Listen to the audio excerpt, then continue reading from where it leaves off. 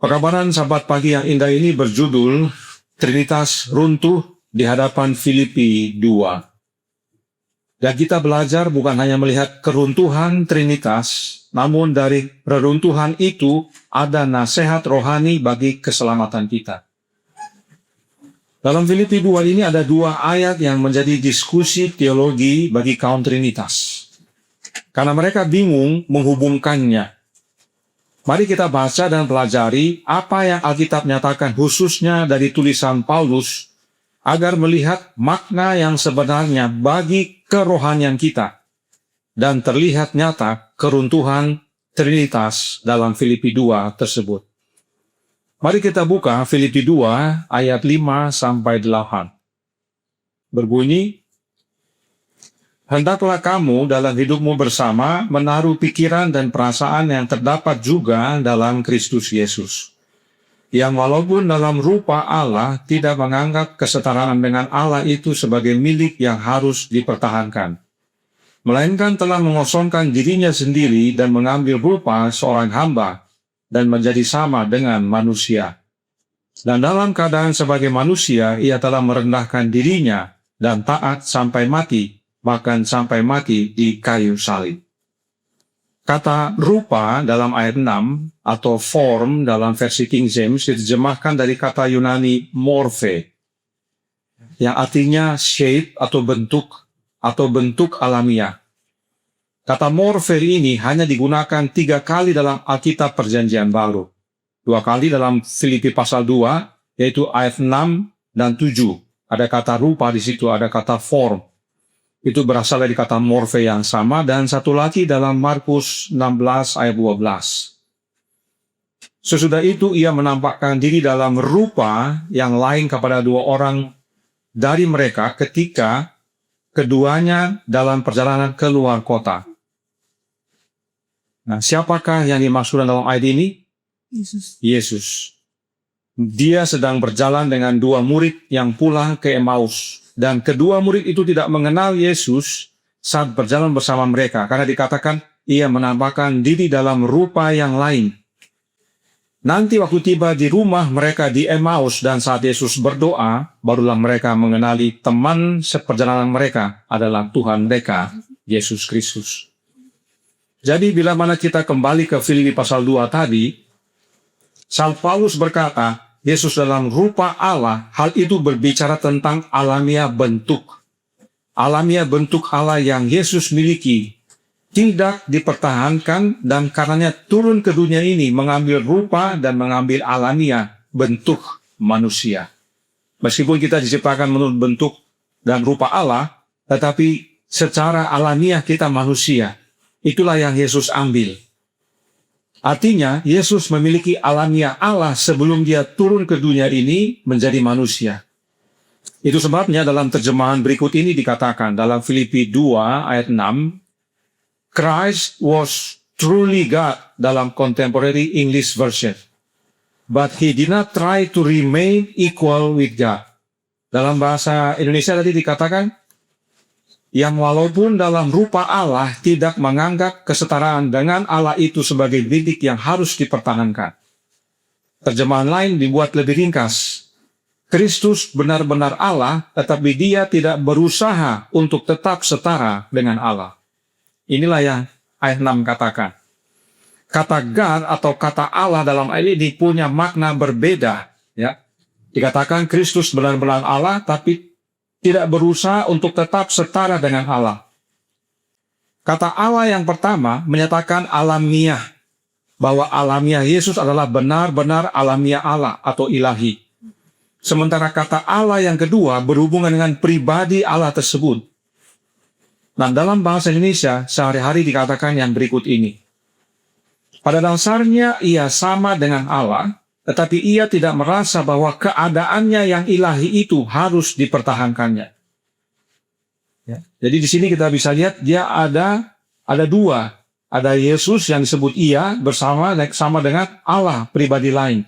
Pada dasarnya ia, Yesus sama dengan Allah.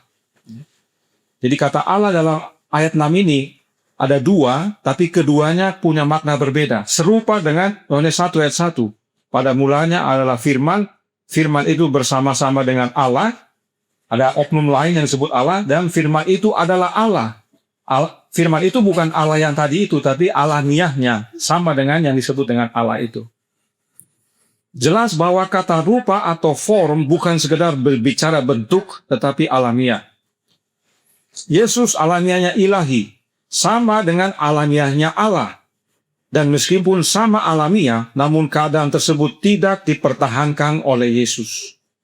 Jadi, kesetaraan yang dimaksudkan bukanlah setara, sama-sama ada dengan sendirinya, bersama-sama dengan Allah Bapa dan Allah Roh, sebagaimana yang kaum Trinitas ajarkan. Kesetaraan yang Paulus maksudkan adalah alamiah. Alamiah Yesus setara atau sama dengan alamiah Allah. Apa buktinya? Kesetaraan yang dimaksudkan adalah alamiah dan bukan posisi. Masih dalam Filipi pasal 2, kita baca ayat 9 sampai 11.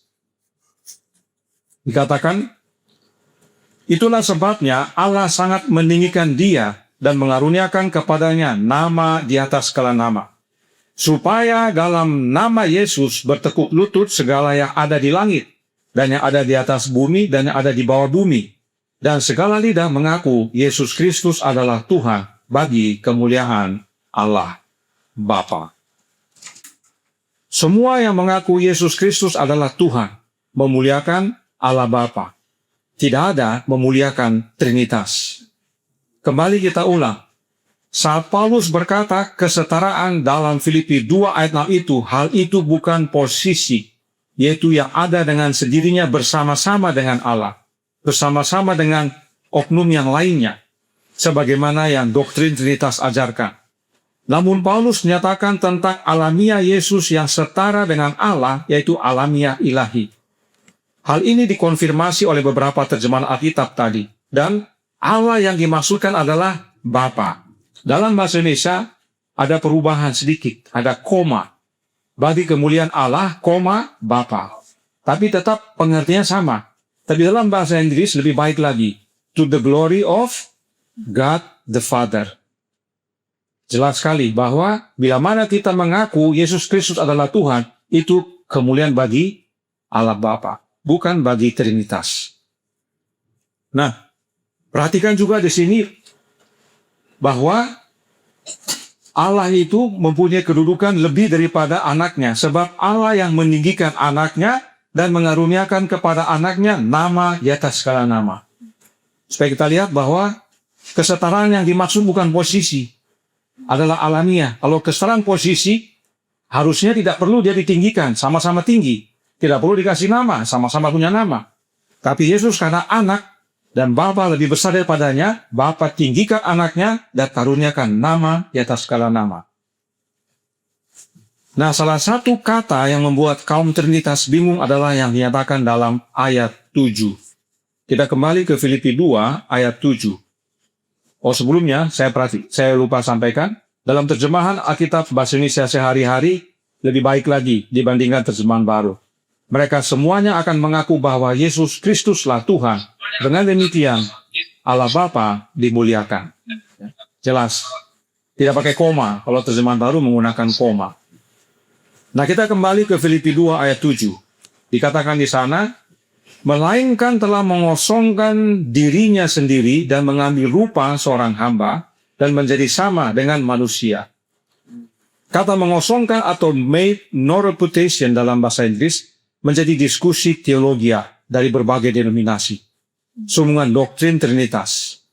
Sebab bagi kaum Trinitas, kata mengosongkan dalam ayat 7 bermakna melepaskan semua atribut Allah seperti Maha Kuasa, Maha Hadir, Maha Tahu, dan lainnya. Lalu menjadi manusia sepenuhnya dan menjadi sama dengan manusia. Nah, jika Yesus turun menjadi manusia sepenuhnya dan melepaskan atributnya yang ilahi dan bukan Allah lagi, ya. Perhatikan baik-baik ini anak-anak.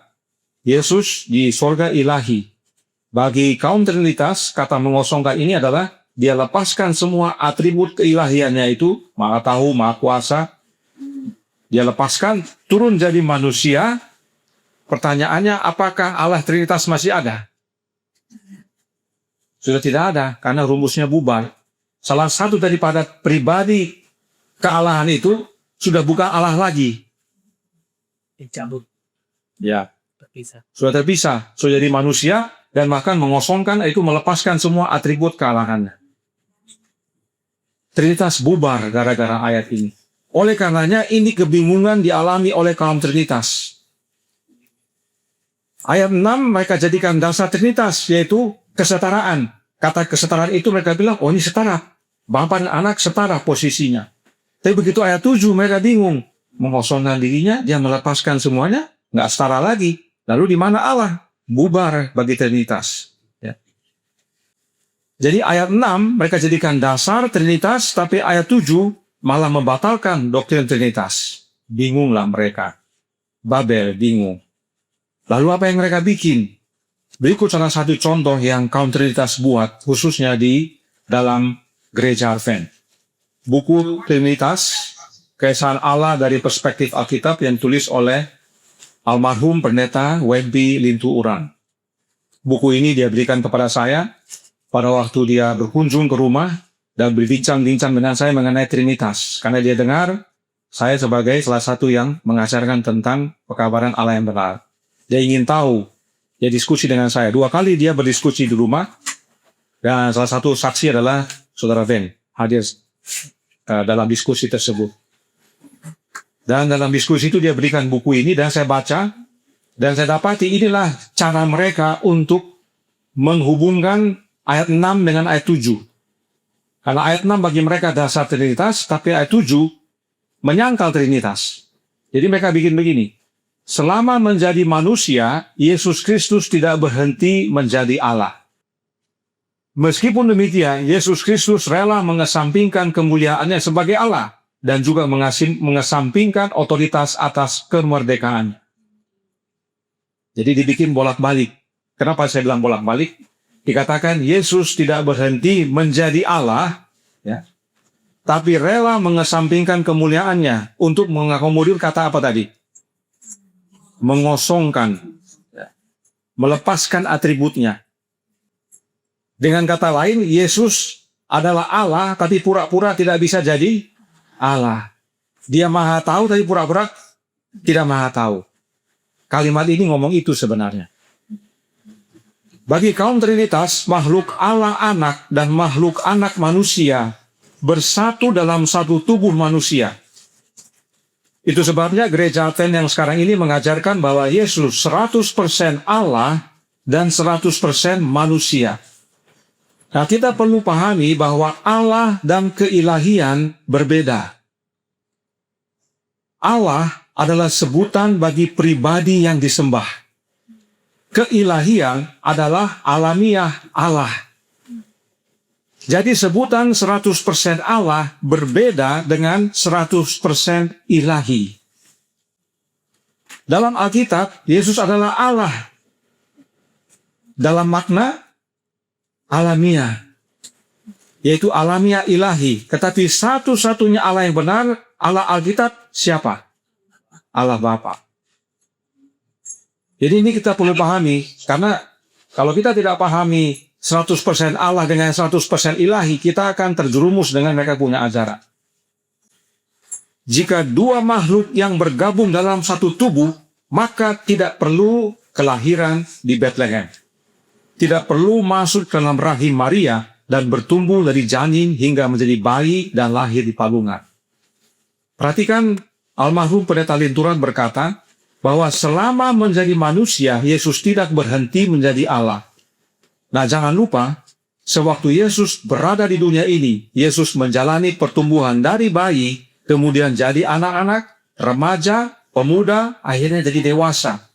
Maka dengan sendirinya, doktrin Trinitas mengajarkan bahwa waktu Yesus bayi, dia adalah Allah juga yang hanya masih bayi. Kemudian Allah itu bertumbuh jadi anak-anak, Allah jadi remaja, Allah jadi pemuda, dan Allah jadi dewasa. Kan begitu ya? Artinya, baik makhluk Allah dan makhluk manusia yang dalam tubuh Yesus sama-sama mengalami pertumbuhan. Bisa lihat bahaya ajaran Trinitas dan kebingungan yang diakibatkan. Kemudian kaum Trinitas tambah bingung lagi saat membaca ayat berikut ini.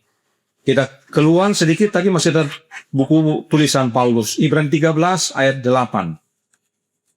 Dikatakan, Yesus Kristus tetap sama baik kemarin maupun hari ini dan sampai selama-lamanya. Nah, jika Yesus pernah mengosongkan dirinya dan melepaskan semua atribut Allah, maka artinya Yesus pernah berubah dan berbeda. Yesus tidak sama dahulu, sekarang, dan sampai selama-lamanya. Maka dengan sendirinya Allah Trinitas bubar lagi. Dan tidak hanya ayat ini yang bikin kaum Trinitas bingung. Ayat berikut ini juga. Kolose 2 ayat 9. Sebab dalam Dialah berdiam secara jasmania seluruh kepenuhan kealahan. Nah, kalau di dalam Yesus berdiam seluruh kepenuhan kealahan, maka Yesus tidaklah kosong.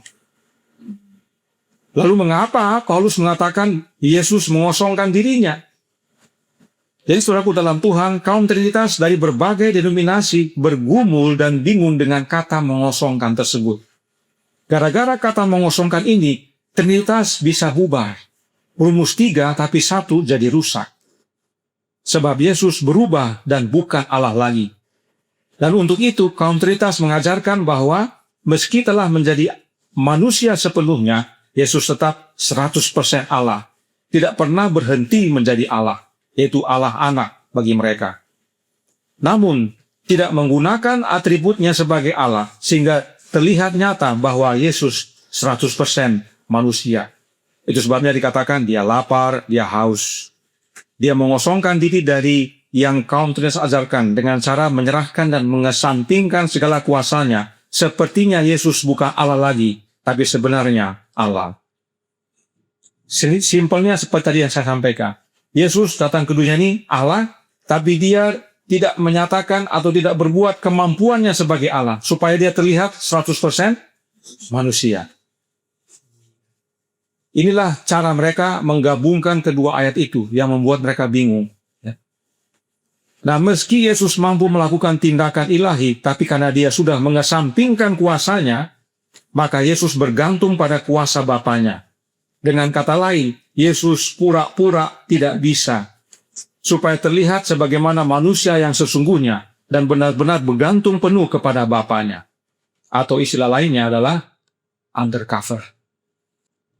Dia Allah, tapi pura-pura tidak jadi Allah.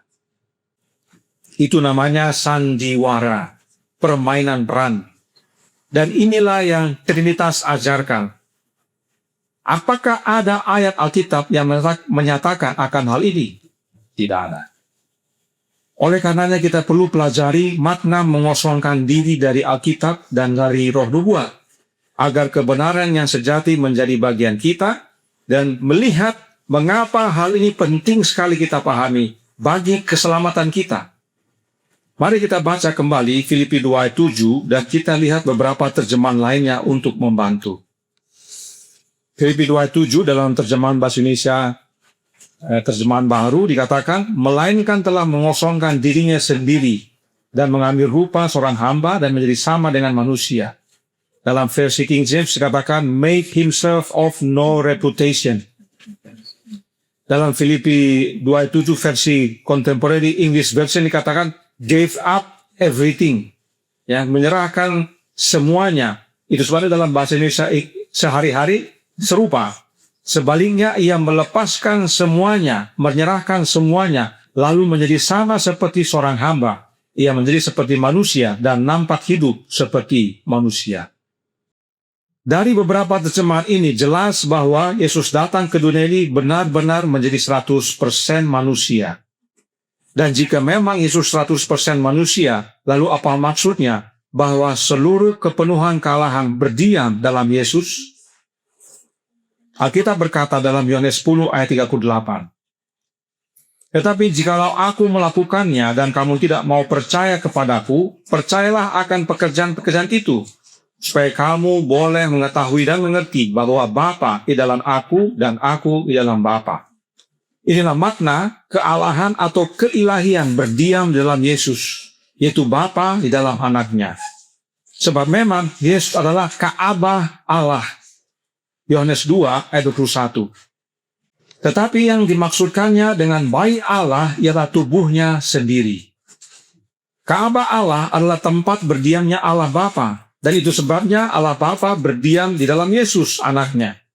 Kepenuhan kealahan berdiam di dalam manusia Kristus Yesus. Jadi, secara alkitabiah, jelas bahwa Yesus mengosongkan diri artinya melepaskan semuanya, yaitu kesetaraannya dengan Allah dan turun jadi manusia, mengambil rupa seorang hamba, namun keilahian berdiam sepenuhnya dalam Yesus, yaitu oleh kehadiran Bapanya. Bapa hadir dalam anaknya oleh kehadiran Rohnya. Sebab demikianlah kelahiran Yesus. Lukas 1 ayat 35.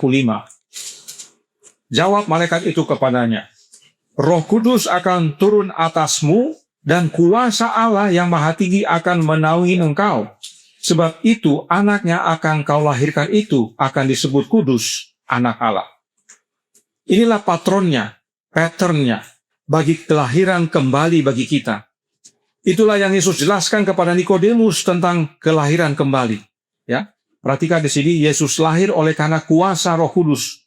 Itu sebabnya Yesus meskipun dia manusia 100%, tapi di dalamnya ada keilahian, yaitu ada kuasa Allah, ada rohnya Allah dalam hidupnya. Itulah yang Yesus jelaskan kepada Nikodemus tentang kelahiran kembali. Kelahiran kembali adalah kelahiran dari roh. Nah, untuk membantu umat-umat Advent berikut yang Roh buat tuliskan dalam Signs of the Times tanggal 24 November tahun 1868 paragraf 1. Di dalam Kristus dikumpulkan seluruh kemuliaan Bapa. Di dalam Dialah berdiam secara jasmania seluruh kepenuhan kealahan. Dia adalah cahaya kemuliaan Allah dan gambar wujud Allah. Jelas sekali bahwa seluruh kepenuhan kealahan tersebut adalah berdiamnya Bapa di dalam anaknya. Di dalam Kristus dikumpulkan seluruh kemuliaan Bapa. Seluruh kemuliaan Bapa di dalam anaknya. Nah, bila mana kita kembali ke Kolose 2 ayat 9 tadi, yang kita sudah baca, kita baca khusus ayat 9. Sebab dalam Dialah berdiam secara jasmania seluruh kepenuhan kealahan. Kata kealahan dalam ayat ini diterjemahkan dari kata theotes dalam bahasa Yunani, yang artinya divinity atau keilahian. Jadi seluruh kepenuhan keilahian berdiam dalam Yesus. Inilah perbedaan antara 100% Allah dan 100% ilahi. Yesus pada waktu di dunia ini 100% manusia, 100% ilahi. Itu yang benar secara kita. Bukan 100% manusia, 100% Allah. Supaya kita pahami bedanya. Yesus 100% ilahi karena seluruh kepenuhan keilahian berdiam di dalam Yesus. Itulah yang Roh buat katakan keilahian dibungkus dengan kemanusiaan. Jadi benar bahwa Yesus adalah 100% manusia dan 100% ilahi. Kenapa ini penting kita pahami? Karena kita bukan hanya mau meruntuhkan Trinitas, bukan. Kita harus memahami ada manfaat bagi kita. Karena ini adalah bagian kita. Patron bagi kita. Kita sebagai manusia, 100% manusia. Apakah kita bisa 100% ilahi? Bisa. Dengan menerima rohnya. Jadi apa yang Yesus alami itu bukan sesuatu yang asing bagi kita. Itu nanti menjadi bagian kita. Itu sebabnya harus kita pahami 100% Allah atau 100% ilahi. Kita tidak bisa 100% Allah. Tidak bisa. Tapi kita bisa 100% manusia, 100% ilahi. Perhatikan ayat 10. Ya. Dan kamu telah dipenuhi di dalam Dia. Dialah kepala semua pemerintah dan penguasa. Jadi di dalam Yesus berdiam seluruh kepenuhan kealahan. Dan kamu telah dipenuhi di dalam Yesus. Artinya seluruh kepenuhan kealahan dalam diri kita. Ini pentingnya memahami 100% Allah dengan 100% ilahi. Ini ada beda. Kita tidak bisa 100% Allah. Tapi 100% ilahi bisa. Di dalam siapa? Dalam Yesus. Ini keruntuhan Trinitas yang harus kita pahami.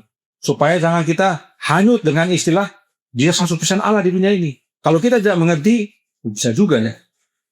Tapi apa manfaatnya bagi kita? Tidak ada. Tapi kalau 100% ilahi, Alkitab menyatakan. Dan ada manfaat bagi kita. Kita bisa turut ambil bagian dalam alamnya ilahi. Dan pada waktu kita mengambil bagian dalam kodrat ilahi, apakah kita jadi Allah? Tidak juga. Jadi Alkitab jelas. Namun kembali untuk membantu umat-umat Advent, perhatikan yang Ron Hubbard nyatakan berikut ini dalam Science of the Times tanggal 17 Juni tahun 1867 paragraf 15. Melalui penebusan yang telah Kristus lakukan dengan menanggung hukuman yang seharusnya diterima manusia, kita dapat dipulihkan kembali dalam kemurahan hati Allah dan turut mengambil bagian dari kodrat ilahi. Jika kita bertobat dari pelanggaran kita dan menerima Kristus sebagai pemberi hidup, juru selamat pribadi kita menjadi satu dengan Dia. Dan kehendak kita diselaraskan dengan kehendak ilahi. Kita mengambil bagian dari hidup Kristus yang kekal. Kita memperoleh keabadian dari Allah dengan menerima hidup Kristus. Karena di dalam Kristus berdiam seluruh kepenuhan keilahian secara jasmani. Hidup ini adalah persatuan mistik dan kerjasama antara ilahi dan manusia. Perhatikan dalam bahasa Inggrisnya secara khusus. Cooperation of the divine and with the human. Bukan the cooperation of the God and the human. Karena Roh Nubuat mau menyatakan kepada kita alamiah. Kita dapat menerima alamiah ilahi itu dengan menerima hidupnya siapa? Hidupnya Yesus, sebab dalam Yesus telah berdiam seluruh kepenuhan keilahian atau kealahan dalam bahasa Indonesia. Perhatikan Roh Nubuat menyatakan persatuan mistik antara ilahi dan manusia. Persatuan mistik artinya yang tidak dapat kita pahami. Sebab itu pekerjaan Allah untuk dapat mempersatukan ilahi dan manusia di dalam anaknya. Dan persatuan mistik tersebut dapat menjadi bagian kita bila kita menerima hidup Yesus. Belum ada di dunia ini sebelum Yesus datang, ada yang namanya 100% manusia dengan 100% ilahi. Sebelumnya belum ada. Nanti waktu Yesus datang ke dunia ini, baru itu terjadi. Itu pekerjaan siapa? Pekerjaan Allah. Yesus katakan apa? Engkau memberikan aku tubuh. Jadi pekerjaan Allah lah menyatukan yang namanya 100% manusia dengan 100% ilahi. Itu pekerjaan Allah, pekerjaan Bapa. Dan itu dapat kita terima dengan menerima Kristus, yang adalah pekerjaan Bapa dalam hidup kita juga.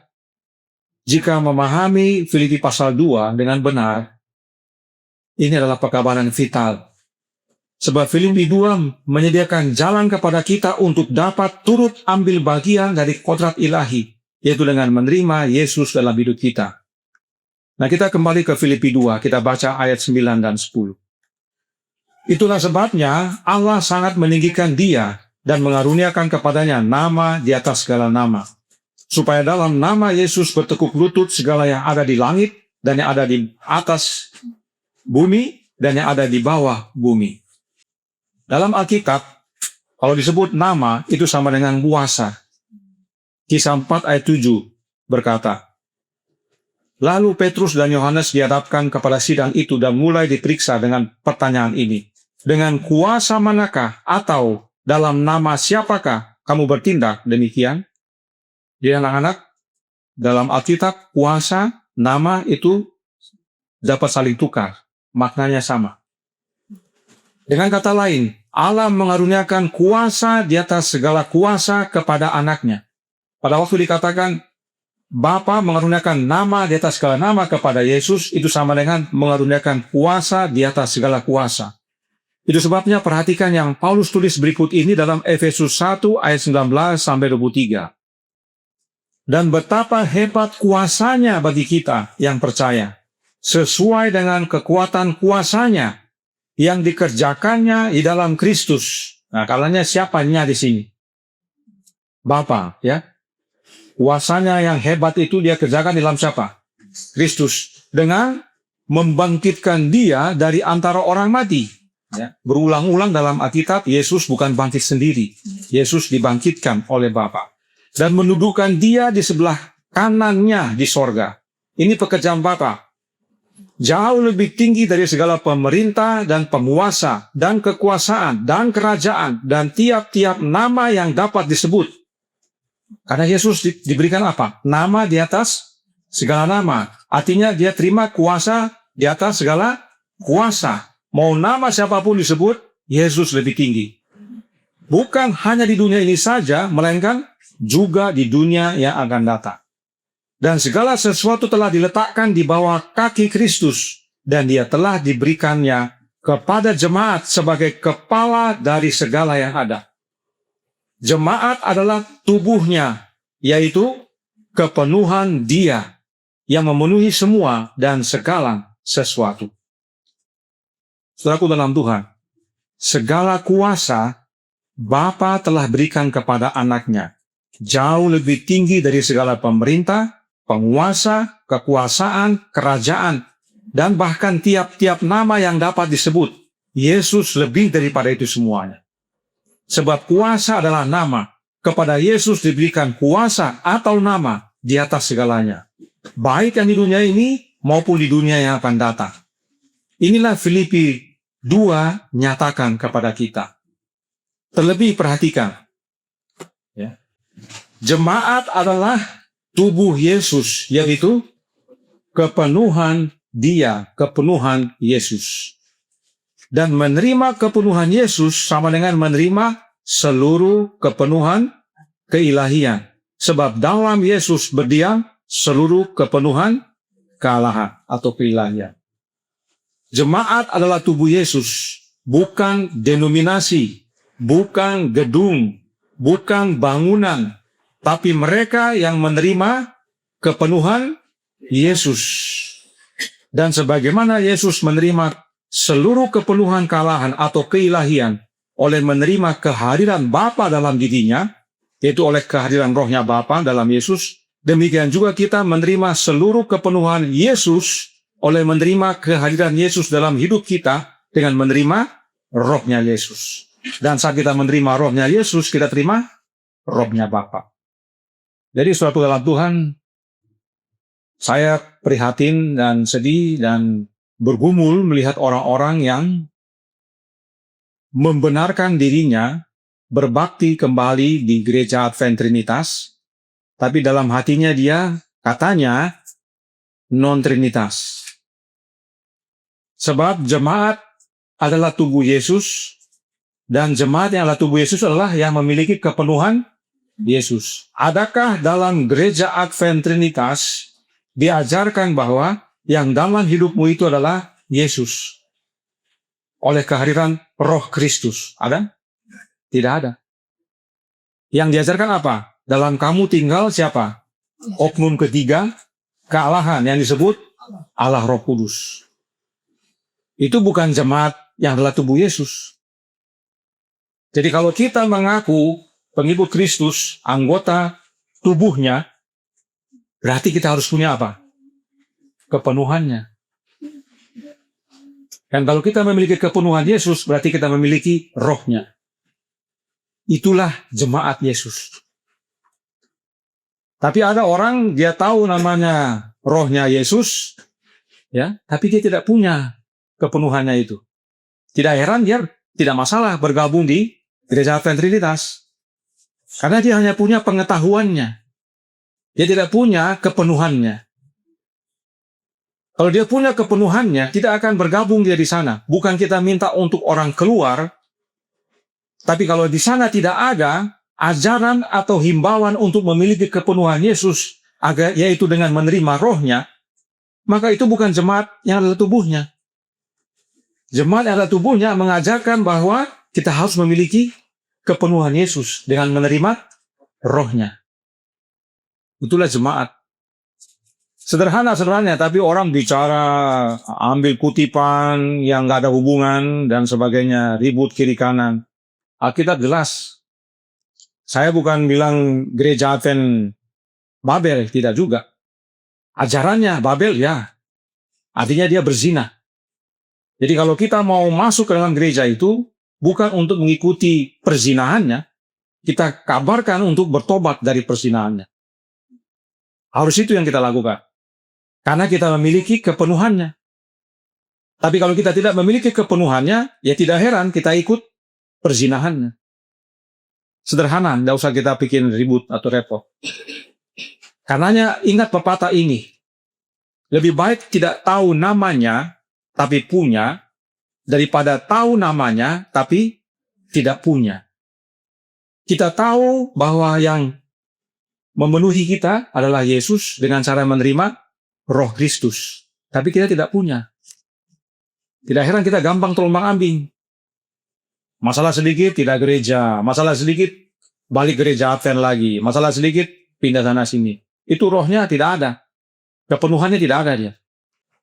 Tapi ada orang, dia tidak belajar, dia belum tahu bahwa roh dalam hidupnya adalah rohnya Yesus. Tapi dari kehidupannya menyatakan bahwa dia punya. Kelihatan dari hidupnya. Jemaat yang adalah tubuh Yesus bukan denominasi, bukan gedung, bukan bangunan. Tapi mereka yang menerima kepenuhan Yesus. Ini bukan saya yang bicara. Ini Rasul Paulus. Untuk itu bahkan Paulus berdoa. Perhatikan dalam Efesus 3 ayat 14 sampai 19. Ya, kita baca, kita perhatikan. Karena ada ayat yang sering kita baca, kita lupa ini ada hubungannya dengan jemaat, dengan kepenuhan. Itulah sebabnya aku sujud kepada Bapa. Paulus sujud kepada siapa ini? Allah Bapa. Paulus tidak sujud kepada Trinitas. Ya. Jelas dia bilang, aku sujud kepada Bapa. Bahkan dikatakan apa? Yang daripadanya semua turunan yang di dalam surga dan di atas bumi menerima namanya. Aku berdoa supaya ia menurut kekayaan kemuliaannya menguatkan dan meneguhkan kamu oleh rohnya dalam batinmu. Siapa ayat 3 ini? Ayat 16 ini. Yang ayat 16 bicara tentang siapa ini? Tentang Bapa. Ya. Karena dia sujud kepada Bapa, dia berdoa kepada Bapa supaya kekayaan kemuliaan Bapa menguatkan dan meneguhkan umat-umatnya oleh rohnya siapa? Rohnya Bapa dalam batinmu. Bagaimana caranya? Ayat 17. Sehingga oleh imanmu Kristus diam dalam hatimu dan kamu berakar serta berdasar di dalam kasih. Aku berdoa supaya kamu bersama-sama dengan segala orang kudus dapat memahami betapa lebarnya dan panjangnya dan tingginya dan dalamnya kasih Kristus. Dan dapat mengenal kasih itu sekalipun ia melampaui segala pengetahuan. Aku berdoa supaya kamu dipenuhi di dalam seluruh kepenuhan Allah. Paulus berdoa supaya kita 100% ilahi. Bukan 100% Allah. Paulus sujud kepada Bapa, yaitu Allah. Sebab dalam Filipi 2 ayat 11, siapa yang mengaku Yesus Kristus Tuhan memuliakan Allah Bapa. Paulus tidak sujud dan berdoa kepada Trinitas. Paulus sujud dan berdoa kepada Bapa. Bukankah itu yang Yesus ajarkan? Bapa kami yang di sorga. Bukan Trinitas kami yang di sorga. Tidak ada. Lalu kita diteguhkan oleh kehadiran rohnya dalam batin kita. Yaitu oleh berdiamnya Kristus dalam hati kita, oleh iman. Kita menerima kehadiran rohnya Bapa oleh menerima kehadiran anaknya. Inilah yang Yesus doakan dalam Yohanes pasal 17 ayat 21. Sama seperti engkau ya Bapa di dalam aku dan aku di dalam engkau, agar mereka juga di dalam kita. Sebab menerima Kristus kita menerima Bapa. Itulah doa Paulus. Dan itu sebabnya dalam ayat 19, Paulus berkata, aku berdoa supaya kamu dipenuhi di dalam seluruh kepenuhan Allah.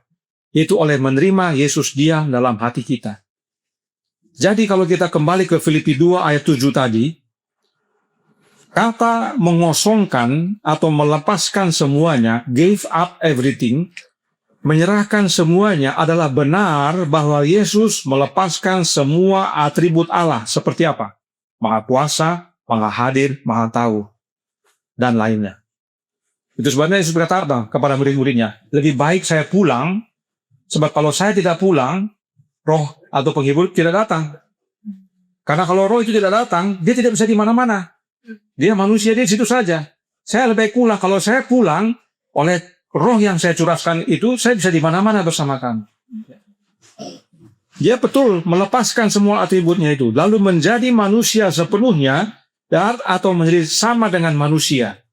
Sebab dengan melepaskan semuanya itu, Allah tetap ada. Ini bedanya Allah Alkitab dengan Allah Trinitas. Kalaupun Yesus adalah Allah, yaitu alamiahnya sama dengan Bapanya, dan dia lepaskan semua atributnya itu, Allah tetap ada. Sebab Allah itu siapa? Allah Bapa. Satu-satunya Allah yang benar. Dengan Yesus melepaskan semuanya dan turun menjadi manusia sepenuhnya, Allah tidak ubah. Allah tetap ada, yaitu Bapanya Yesus. Inilah yang Alkitab ajarkan. Tapi kaum Trinitas bingung, sehingga mereka coba putar-putar. Trinitas kerepotan dengan ayat ini, sebab jika Yesus melepaskan semuanya, maka Allah Trinitas berubah. Inilah sebabnya Trinitas runtuh di hadapan Filipi pasal 2. Yesus mengosongkan dirinya agar apa yang Yesus terima dari Bapa dapat menjadi bagian kita. Ini pentingnya kita memahami Trinitas itu runtuh di Filipi pasal 2. Supaya apa yang dia terima jadi bagian kita. Dengan Yesus melepaskan semuanya dan menjadi manusia, kita dapat menerima kepenuhan keilahian. Sebab kepenuhan keilahian terlebih dahulu berdiam dalam siapa? Dalam Yesus. Karena tidak ada seorang pun yang datang kepada Bapa kalau tidak melalui anaknya. Satu lagi, kehancuran Trinitas dalam Filipi pasal 2. Kita baca lagi ayat 6. Filipi 2 ayat 6. Yang walaupun dalam rupa Allah tidak menganggap kesetaraan dengan Allah itu sebagai milik yang harus dipertahankan. Nah, dikatakan Yesus yang walaupun dalam rupa Allah atau being in the form of God dalam bahasa Inggris, tidak menganggap kesetaraan dengan Allah itu sebagai milik yang harus dipertahankan. Untuk memahami rupa Allah yang merupakan kesetaraan dengan Allah, kita baca tulisan Paulus lainnya dalam Ibrani 1 ayat 3. Tadi disinggung sedikit dalam roh nubuat, tapi kita lihat lebih mendalam lagi. Dikatakan dalam ayat 3, Ia, yaitu Yesus, adalah cahaya kemuliaan Allah dan gambar wujud Allah, dan menopang segala yang ada dengan firman-Nya yang penuh kekuasaan. Dan setelah Ia selesai mengadakan penyucian dosa, Ia duduk di sebelah kanan yang maha besar di tempat yang tinggi. Paulus tulis, Yesus adalah cahaya kemuliaan Allah, the brightness of His glory, dan gambar wujud Allah, the express image of His person. Inilah yang dimaksudkan dengan rupa Allah, kesetaraan dengan Allah. Nah, apakah cahaya kemuliaan Allah dan gambar wujud Allah ini dapat Yesus bawa turun ke dunia dan bertemu dengan manusia? Bisa? Tidak bisa. Kenapa? Karena kemuliaan yang maha tinggi atau kemuliaan yang namanya ilahi akan menghanguskan kita. Kita sudah jatuh dalam dosa. Kemuliaan ilahi akan menghanguskan kita. Jadi, cahaya kemuliaan Allah, gambar wujud Allah, Yesus tidak dapat bawa turun ke dunia ini untuk bertemu dengan kita. Manusia akan mati di hadapan kemuliaannya. Itu sebabnya Paulus yang sama, tulis dalam buku Ibrani yang sama. Kita baca pasal 2 ayat 9. Tetapi Dia yang untuk waktu yang singkat dibuat sedikit, lebih rendah daripada malaikat-malaikat, yaitu Yesus. Kita lihat, yang oleh karena penderitaan maut dimahkotai dengan kemuliaan dan hormat, supaya oleh kasih karunia Allah Ia mengalami maut bagi semua manusia. Cahaya kemuliaan Yesus dan gambar wujud Allah yang Yesus miliki dibungkus dengan kemanusiaan, agar manusia dapat melihat anak Allah. Tetapi, apakah kemuliaan dan gambar Allah masih dapat terlihat dalam Yesus? Masih ya. Bagaimana caranya? Ini pentingnya kita memahami keruntuhan Trinitas itu. Bukan hanya mau lihat keruntuhannya, tapi makna kerohanian bagi kita. Jadi saya ulangi, ya, anak-anak dan orang muda. Cahaya, kemuliaan, Yesus, gambar wujud Allah yang Yesus miliki, dia tidak bisa bawa ke dunia ini. Manusia akan mati. Karena dibungkus dengan kemanusiaan. Tetapi meskipun dibungkus dengan kemanusiaan, cahaya kemuliaan itu, gambar wujud itu masih dapat terlihat. Bagaimana caranya? Jangan lupa, kita sudah pelajari. Kata express image ini jebakan dari kata apa? Karakter. Ini dia. Kata express image diterjemahkan dari bahasa Yunani karakter. Dan hanya satu kali dalam perjanjian baru digunakan, dan hanya untuk Yesus. Karakter ini artinya gambar ataupun ukiran yang sama persis. Seperti cetak, persis sama. Duplikat. Dan meskipun gambar wujud ilahi Yesus tidak bisa dilihat, namun gambar wujud karakter ilahi terlihat dalam hidup siapa? Hidup Yesus. Tadi dikatakan kehidupannya. Ya. Itulah kemuliaan Allah yang adalah karakternya.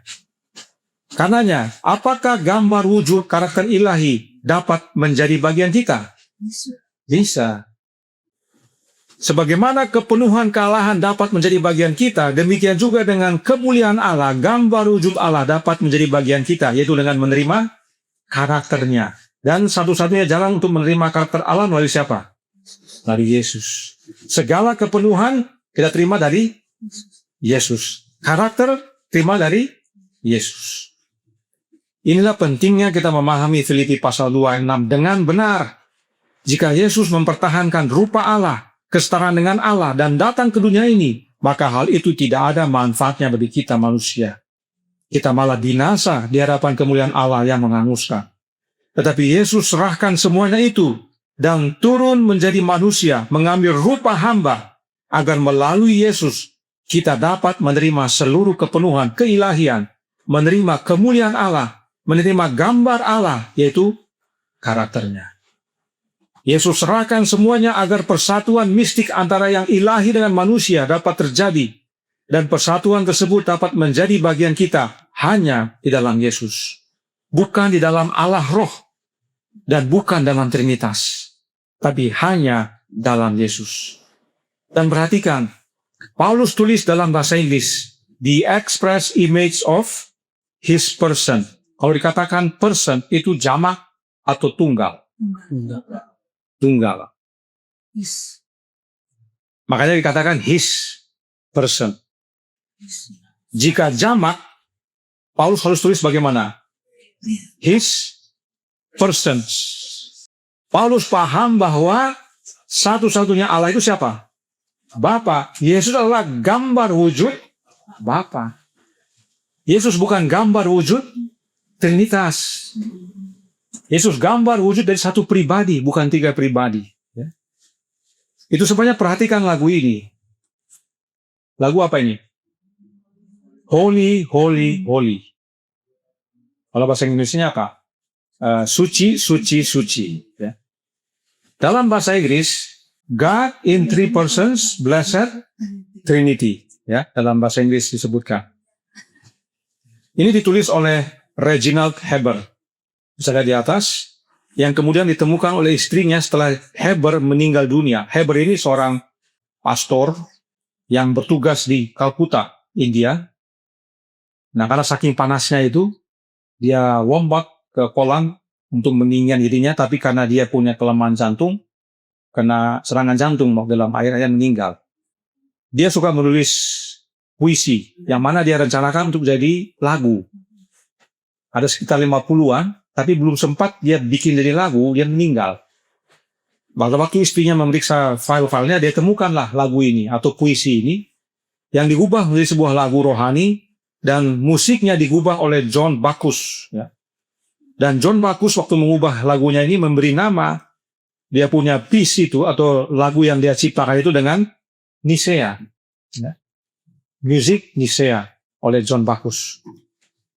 Kenapa Nicea? Karena isi lagunya mengenai apa? Trinity, Trinitas.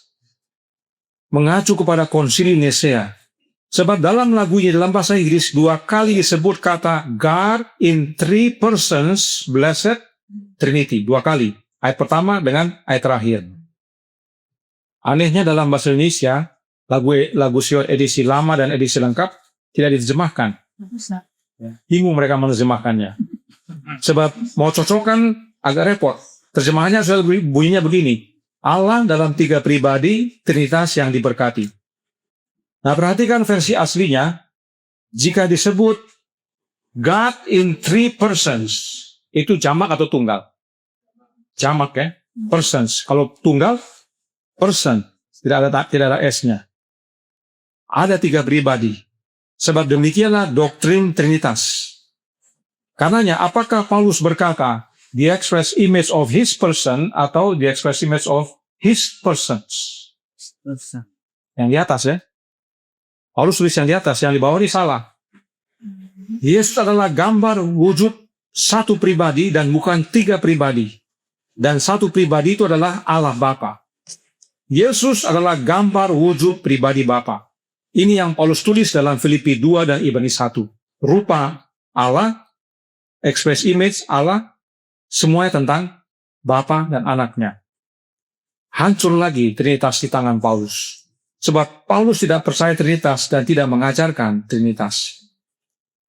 Karena lagu tadi, lagu Holy, Holy, Holy itu, boleh kita nyanyikan, tapi kita harus ganti kalimatnya. Tidak alkitabiah kalimat bagian akhir. Namun kami tidak kaget jika kaum Trinitas berkata, kata pribadi dalam Ibrani 1 ayat 3 bermakna kesatuan.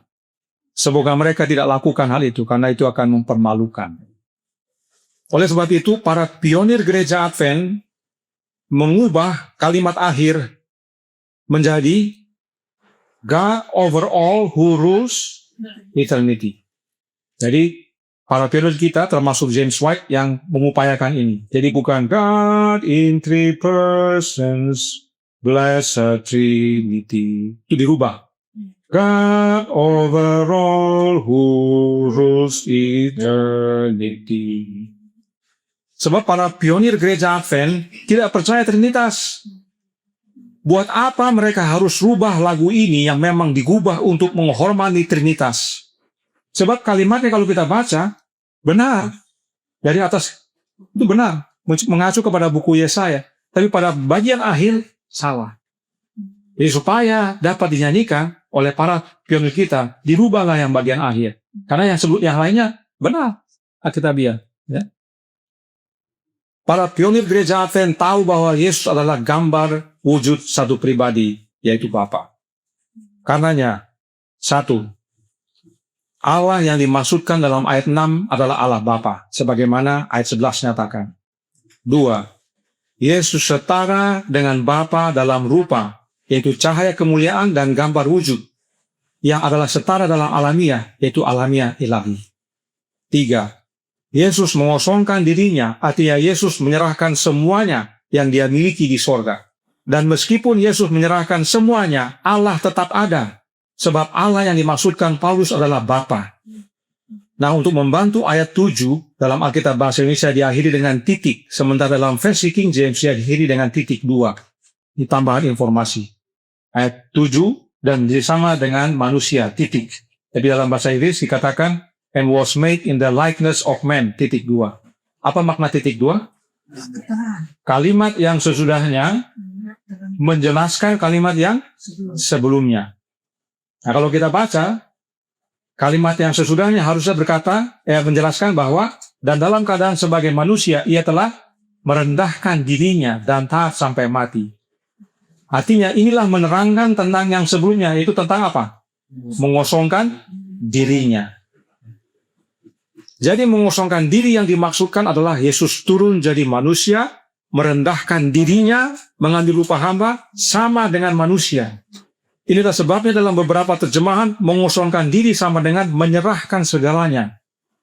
Dalam tulisan lainnya Paulus katakan, 2 Korintus 8 ayat 9. Karena kamu telah mengenal kasih karunia Tuhan kita Yesus Kristus, bahwa ia yang oleh karena kamu menjadi miskin, sekalipun ia kaya, supaya kamu menjadi kaya oleh karena kemiskinannya. Inilah makna mengosongkan diri, menjadi miskin, menjadi hamba, supaya kita yang miskin dan hamba ini dapat menjadi anak-anak Allah dan kaya. Itu sebabnya Paulus berkata, hendaklah kamu dalam hidupmu bersama menaruh pikiran dan perasaan yang terdapat juga dalam Kristus Yesus. Artinya Yesus adalah teladan kita. Penyangkalan diri Yesus menjadi bagian kita. Kita pun rela mengosongkan diri dan dipenuhi dalam Yesus. Hidup merendahkan diri dan rela berkorban demi Yesus bagi keselamatan jiwa-jiwa. Dan meskipun Yesus taat sampai mati di kayu salib, Allah tetap ada. Sebab Allah adalah Bapa, satu pribadi dan bukan tiga pribadi. Karenanya di hadapan Filipi pasal 2, Trinitas runtuh. Agar kita melihat kebenaran vital yang Paulus maksudkan bagi kita untuk keselamatan kita. Baca Filipi 2 ayat 12. di mana Allah mengerjakan keselamatan kita. Dan sebagai penutup, kita baca Filipi 2 ayat 1-4. Agar kita mengerti mengapa Paulus berkata dalam ayat 5, hendaklah kamu dalam hidupmu bersama, menaruh pikiran dan perasaan yang terdapat juga dalam Kristus Yesus. Kita bisa pahami ayat 5 ini dengan membaca ayat 1-4. Kenapa Paulus berkata dalam ayat 5 demikian? Kita baca. Saya tandai supaya kita perhatikan. Jadi, karena dalam siapa? Dalam Kristus ada nasihat, ada penghiburan kasih, ada apa lagi? Persekutuan roh, ada kasih mesra dan belas kasihan. Karena itu, sempurnakanlah sukacitaku dengan ini. Hendaklah kamu sehati sepikir, dalam satu kasih, dalam satu jiwa, satu apa? Satu tujuan, dengan tidak mencari kepentingan sendiri atau puji-pujian yang sia-sia. Sebaliknya, hendaklah dengan rendah hati yang seorang menganggap yang lain lebih utama daripada dirinya sendiri. Dan janganlah tiap-tiap orang hanya memperhatikan kepentingannya sendiri, tapi kepentingan orang lain juga. Tidak heran dikatakan apa? Hendaklah kamu menaruh perasaan dan pikiranmu dalam siapa? Dalam Yesus, karena ini semua Yesus punya kehidupan. Tapi kita adalah orang-orang yang narsis. Hanya mementingkan diri sendiri. Semuanya diri saya. Kalau apa yang saya mau atau yang saya ingin diambil atau tidak ada, saya sakit hati. Saya tidak gereja. Saya tidak melayani. Dan saya semuanya. Saya balik ke gereja Advent. Itu narsis sebenarnya. Dia mau kasih kepada dunia perhatian bahwa kelompok ini nggak benar. Saya yang benar. Saya kembali. Mari ikut saya kembali. Jangan ikut kelompok ini. Ini nggak benar. Mari kita selidiki diri sendiri. Adakah saya narsis? Jangan lihat orang lain dulu. Diri kita narsis. Karena kita punya unsur-unsur ini. Ya. Mencari kepentingan sendiri. Mencari pujian. Ya. Apalagi menganggap diri lebih utama dari yang lain. Ya. Tidak memperhatikan kepentingan orang lain. Tapi kepentingan diri sendiri. Kita semua punya ini. Tidak ada yang tidak. Kita manusia berdosa. Karena kita perlu kosongkan diri sama seperti Yesus supaya dia penuhi kita. Dan kalau Yesus memenuhi kita, itulah jemaatnya. Inilah dasarnya mengapa Paulus berkata, hendaklah kamu dalam hidupmu bersama menaruh pikiran dan perasaan yang terdapat juga dalam Kristus Yesus. Sebab semua yang Paulus tulis dalam ayat 1-4 ini hanya dapat menjadi bagian kita bila kita tinggal di dalam Yesus. Yesus yang rela mengosongkan dirinya dan serahkan segalanya, jadi miskin, jadi hamba, bahkan mati hina demi kita. Karenanya, meski nyata Trinitas runtuh di hadapan Filipi pasal 2, namun pesan utama adalah tinggal dalam Yesus. Sebab keselamatan kita adalah pekerjaan Kristus di dalam hidup kita oleh kehadiran Roh-Nya. Filipi 1 ayat 19. Karena aku tahu bahwa kesudahan semuanya ini ialah keselamatanku oleh doamu dan pertolongan roh siapa? Roh Yesus Kristus. Kita selamat karena pertolongan siapa? Rohnya Yesus. Runtuh lagi Trinitas dalam pasal 1. Sebab memang Paulus tidak percaya Trinitas. Bagi Paulus, hidup adalah siapa? Kristus, dan mati adalah keuntungan. Kiranya ini menjadi bagian kita. Tuhan memberkati, saya bawa dalam nama Yesus. Amin. Mari kita berdoa. Bapa kami yang di sorga, kami bersuka cita dan bersyukur boleh berkumpul pada Sabat pagi hari yang indah ini. Dimanapun kami berada, baik offline maupun online. Terima kasih atas nasihat firman-Mu yang menyatakan kehancuran Trinitas. Tapi itu bukan fokus utama. Itu sudah nyata. Hanya banyak orang tidak mau berterima kenyataan bahwa memang Trinitas hancur. Yang penting bagi kami adalah Yesus turun mengambil rupa hamba, mengosongkan dirinya, tidak menganggap kesetaraan dengan Allah sebagai sesuatu yang dipertahankan, agar dia menjadi jalan bagi kami, tangga bagi kami, menghubungkan kami dengan Engkau ya Bapa, sehingga kepenuhan-Mu, kepenuhan keilahian dapat kami terima di dalam Yesus. Cahaya kemuliaan, gambar wujud yang adalah karakter-Mu, kami dapat terima hanya dalam Yesus. Sebab inilah syarat keselamatan kami. Dan itu hanyalah pekerjaan rohnya Yesus dalam hati kami. Kiranya ini menjadi pembaharuan dan pertobatan.